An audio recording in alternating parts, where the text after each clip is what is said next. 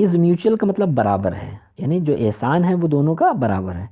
And it is founded on the fundamental fact that we are fellow mortals. तो obligation is mutual, यानी ये एहसान बराबरी का है। एंड इट इज़ फाउंडेड, और ये पाया जाता है, ऑन द फंडामेंटल, फंडामेंटल का मतलब बुनियादी तौर पर, फैक्ट यानी जो बुनियादी सच्चाई होती है, वास्तविकता, that we are fellow mortals. तो यहाँ पे फॉलो मॉर्टल्स का मतलब ये हुआ, फेलो मॉर्टल्स का मतलब होता है कि जन्म जन्म के साथी, ठीक है। तो एहसान बराबर का है, और ये इस आधारभूत यानी फंडामेंटल फैक्ट का मतलब ये हुआ कि आधारभूत तथ्य पर आधारित है कि हम लोग जन्म जन्म के साथी हैं। फिर से देखें, द ऑब्लिगेशन इज़ म्यूचुअल, जो एहसान है वो बराबरी का है। And it is founded on the fundamental fact, और ये बुनियादी तथ्य पर आधारित है, that we are fellow mortals, कि हम लोग जन्म जन्म के साथी हैं। द मिरेकल ऑफ लाइफ, जो जीवन का जो चमत्कार है या रहस्य है, the miracle of life in our is common. तो the miracle of life in ours is common, अर्थात हम में जीवन का चमत्कार और रहस्य समान है। And it is mystery too, mystery का मतलब होता है, मिरेकल का मतलब होता है चमत्कार, और मिस्ट्री का मतलब होता है रहस्य। तो the miracle of life in our is common and it is mystery too, अर्थात हमें जीवन का चमत्कार और रहस्य, यानी चमत्कार और रहस्य दोनों ही चीज़ जो है वो समान रूप से है।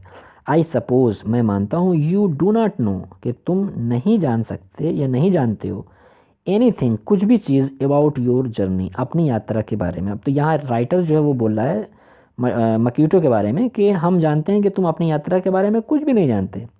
आई सपोज़, मैं मानता हूँ, you don't know anything about your journey, कि तुम अपनी यात्रा के बारे में कुछ नहीं जानते।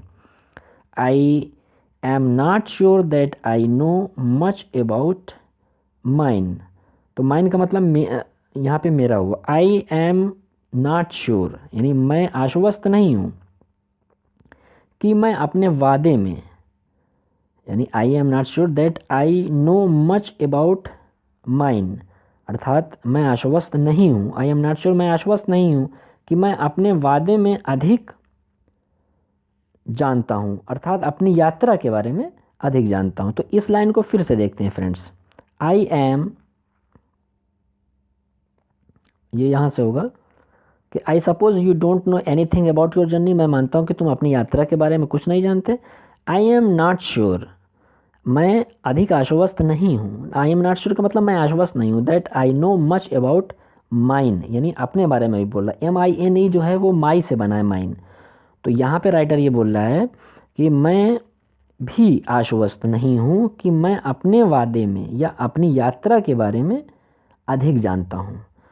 फिर से इसको एक बार फ्रेंड्स देखते हैं कि I suppose you do not know anything, मैं जानता हूँ या मैं मानता हूँ, आई सपोज़ मैं मानता हूँ, you do not know anything about your journey, तुम अपनी यात्रा के बारे में कुछ नहीं जानते हो, ये मैं जानता हूँ।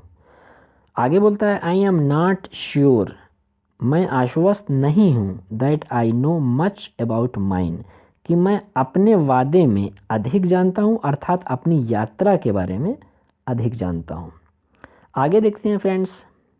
We are really when you come to think of it. तो we are really when you come to think of it a good deal alike just operations that are and then are not. तो पहले meaning देख लेते हैं। We are really, हम लोग वास्तव में, when you come to think, जब आप सोचते हैं, ऑफ इट, इसके बारे में, ए गुड डील। तो ए गुड डील का मतलब हुआ अत्यधिक, ए गुड डील का मतलब यहाँ पे होगा अत्यधिक। अलाइक यानी की तरह या के समान। जस्ट ऑपरेशन, ऑपरेशन का मतलब होता है परछाइयाँ। दैट आर कि वे हैं, एंड देन आर और तब हैं नॉट यानी नहीं। अर्थात यहाँ पे जो सेंस है, जो बताना चाह रहा है राइटर, वो ये कि हम लोग वास्तव में जब आप इसके बारे में विचार करने लगते हैं, अत्यधिक यानी ए गुड डील का मतलब अत्यधिक, और आगे दिया हुआ है अलाइक, तो अलाइक का मतलब एक समान। तो जब आप इसके बारे में विचार करने लगते हैं, अत्यधिक या एक समान, जो कि परछाइयों की तरह, जस्ट अपैरेशंस यानी परछाइयों की तरह है, जो अब और तब नहीं है। अर्थात यहाँ पे इंग्लिश में जो बोला है राइटर ने कि that are and then are not, तो that are and then are not का मतलब हुआ कि जो अब और तब नहीं है। फिर से देखते हैं friends, we are really when you come to think of it a good deal like just operation that are and then are not, अर्थात हम लोग वास्तव में जब आप इसके बारे में विचार करने लगते हैं अत्यधिक एक समान जो कि परछाइयों की तरह है, जो अब है और तब नहीं है। Coming out of the night into the lighted coming out of the night into the lighted carriage fluttering about the lamp for a while, तो कमिंग आउट अर्थात बाहर आया, ऑफ द नाइट उस रात से, इनटू द लाइटेड उस जो प्रकाश में जो डब्बा था, कैरेज लाइटेड कैरेज का मतलब प्रकाशित डब्बे में, फ्लटरिंग फड़फड़ाया, अबाउट द लैम्प उस लैम्प के चारों ओर, फॉर ए वाइल थोड़ी देर के लिए। तो इसको इस प्रकार से बोलेंगे कि रात्रि में आते हैं, रात्रि में या रात में बाहर आते हैं इस प्रकाशित डिब्बे में, इस लैम्प के आसपास थोड़े समय के लिए फड़फड़ाते हैं। कमिंग आउट बाहर आते हैं, ऑफ द नाइट रात से या रात में, इनटू द लाइटेड कैरेज प्रकाशित डब्बे में, फ्लटरिंग फड़फड़ाते हैं, अबाउट द लैम्प यानी प्रकाश के चारों ओर, फॉर ए वाइल कुछ समय के लिए, कुछ क्षण के लिए।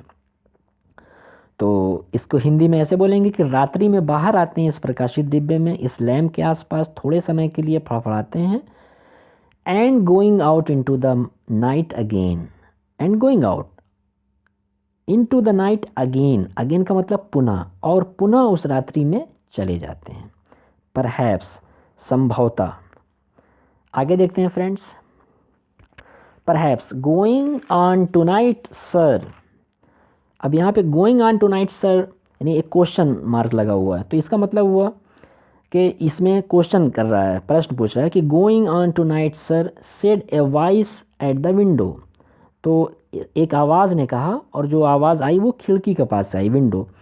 Going on tonight sir at the window, रात में खिड़की पर, यानी उस रात जो है जब ये बात हो रही थी तो खिड़की पर एक आवाज़ ने कहा, श्रीमान रात को जाना जारी रखेंगे, यानी उस रात को जो उसकी यात्रा थी तो वो वहाँ पे समाप्त हो रही थी जहाँ से ये आवाज़ आई, तो इसीलिए उसने वो आवाज़ दिया going on tonight sir, यानी वो पूछ रहा है कि श्रीमान रात को जाना जारी रखेंगे। Said a voice at the window, एक आवाज़ ने उस खिड़की से कहा।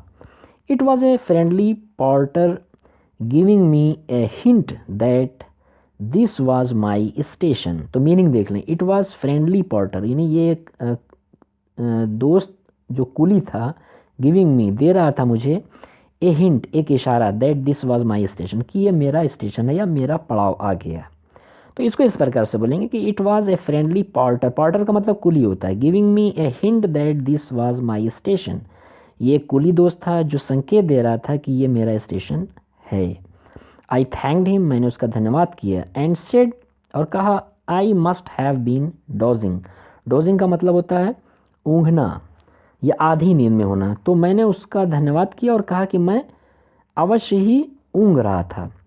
And seizing my hat, seizing का मतलब होता है ठीक करना, ठीक है, या पकड़ते हुए, यहाँ पे सेंस होगा पकड़ते हुए। And seizing my hat and stick I went out into the cool summer night, तो सीजिंग का मतलब पकड़ते हुए, माई हैट एंड स्टिक अपनी टोपी को और छड़ी को, आई वेंट मैं गया, आउट बाहर, तो अपनी टोपी को और छड़ी को पकड़ते हुए मैं बाहर निकल गया, into the cool summer night उस ठंडी गर्मी की रात में। तो इसको फिर से देखते हैं friends, and seizing my hat and stick I went out into the cool summer night, और अपनी टोपी और घड़ी को छड़ी को पकड़ते हुए मैं उस गर्मी की ठंडी रात में बाहर निकल गया। As I close the door of the compartment, जैसे ही मैंने डिब्बे के दरवाजे को बंद किया, आई सा मैंने देखा, माई fellow traveller fluttering round the lamp, मैंने देखा कि जो मेरा सहयात्री है वो उस लैम्प के चारों ओर फड़फड़ा रहा था। As I close the door of my compartment I saw my fellow traveller fluttering round the lamp, तो जैसे ही मैंने डिब्बे के दरवाजे को बंद किया मैंने उस देखा कि मेरा सहयात्री, फेलो ट्रैवलर का मतलब सहयात्री, उस लैम्प के चारों ओर फड़फड़ा रहा था।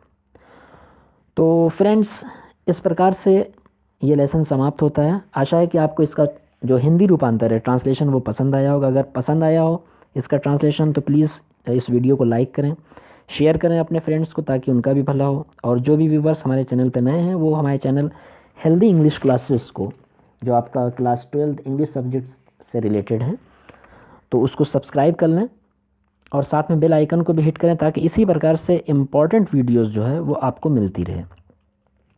तो आशा है कि आपको वीडियो ये अच्छा लगा होगा। तो हमारा वीडियो वॉच करने के लिए आपका बहुत बहुत धन्यवाद। तो मिलते हैं फ्रेंड्स नेक्स्ट वीडियो में, तब तक के लिए जय हिंद।